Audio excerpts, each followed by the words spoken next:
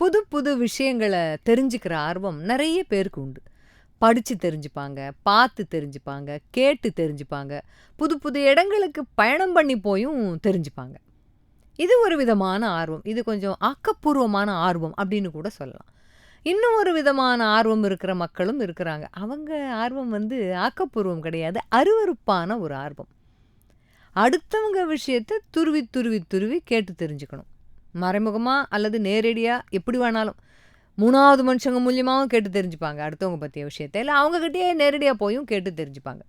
இந்த ஆர்வம் ஏன் அருவருப்பான ஆர்வம் தெரியுமா? இடம் பொருள் பார்க்காம கேட்டுறது. இந்த நேரத்தில போய் கேட்கலாமா? இந்த இடத்துல போய் கேட்கலாமா? இந்த சூழல்ல போய் கேட்கலாமா? இந்த மனநிலையில கேட்கலாமான்லாம் யோசிக்கவே மாட்டாங்க. அவங்களுக்கு தேவை அவங்க கேள்விக்கான பதில். இல்லன்னா அவங்களுக்கு மண்டை வெடிச்சிரும். ஒண்ணும் இல்லங்க. புதுசா வீடு கட்டியிருக்கேன். நீங்க வந்து புதுமனை புகுழாக்கே வரலையே! ஒரு நாள் வீட்டுக்கு வந்துட்டு ஒரு காஃபி சாப்பிட்டு போங்களேன்னு ஒருத்தவங்கள கூப்பிட்டீங்கன்னு வச்சுக்கோங்க. நம்ம நல்ல மனசோட தான் கூப்பிட்டுருப்போம். அவங்க அப்படி வீட்டுக்குள்ள நுழையறதுக்கு முன்னாடி முதல்ல வீட்ட அண்ணாந்து பார்த்துட்டு, "அடேங்கப்பா! பெரிய வீடா கட்டியிருக்கீங்க. அருமையா இருக்கு." அப்படி சொல்ல மாட்டாங்க. "ஏன்னா இவ்ளோ பெரிய வீடா இருக்கு? மொத்தமும் சேமிப்பா? இல்ல லோன் கீன் போட்டீங்களா?" அப்படின்னு கேட்டுட்டு தான் வலது காலே எடுத்து உள்ள வைப்பாங்க. இல்லன்னா அவங்களால வீட்டுக்குள்ள வர முடியாது. பையன் வெளிநாட்டுக்கு போயிருக்கான் அப்படின்னு ஒரு தகவல் யார்ட்டயாவது சொல்லி பாருங்களேன். "பரவால்ல சார். எவ்வளோ செலவாச்சு? எவ்வளோ சார் பேங்க்ல லோன் எடுத்தீங்க? அவன் எப்படி திருப்பி குடுத்துருவானா? எப்படி என்ன வீடு வச்சீங்களா? அடமானம் வச்சீங்களா? வித்துட்டீங்களா?" இந்த கேள்வி வரைக்கும் அவங்களுக்கு கேட்டா தான் தூக்கம் வரும். இந்த மாதிரி கேள்விகளெல்லாம் கூட கொஞ்சம் கடந்து வந்துடலாம் சுலபமா.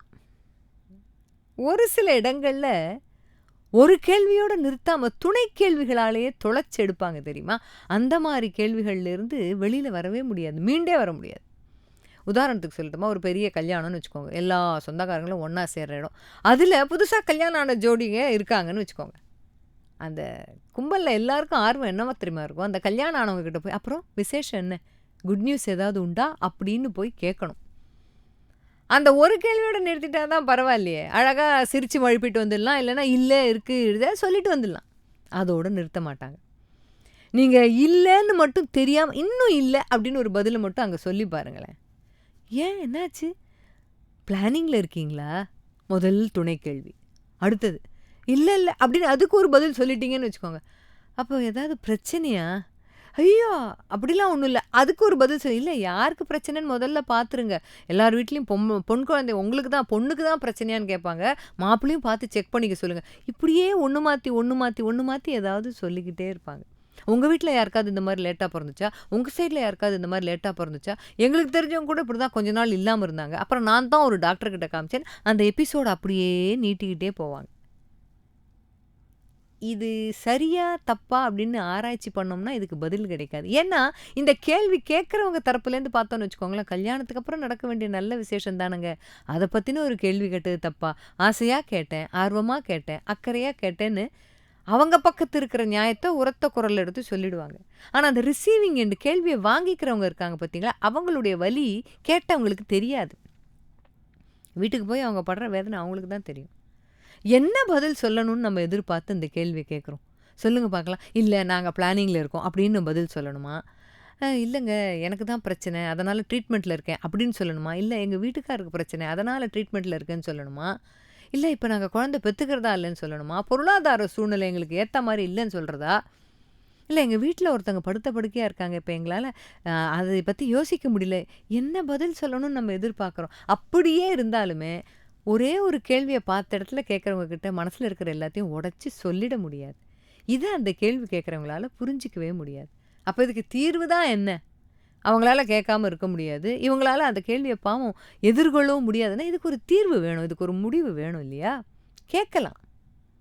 என்ன கேட்கலாம்? "விசேஷம் உண்டா?" அப்படின்னு ஆசையா அப்படியே பட்டதும் படாததுமா கேட்டுட்டு போலாம். அது ஒண்ணும் தப்பு இல்ல. எல்லாரும் ஆர்வமா கேட்கறது தான். துணை கேள்விகளால தொலைச்சு எடுக்கக்கூடாது. இதே கேள்விய நம்மள யாராவது கேட்ட இந்த துணை கேள்விகளால நம்மள யாராவது தொலைச்சு எடுத்தா பதில் சொல்ல முடியுமா? பதில் சொல்லுவோமா? அல்லது சிரிச்ச முகத்தோட அத நாம கடந்து போயிடுவோமான்னா, போமாட்டோம்.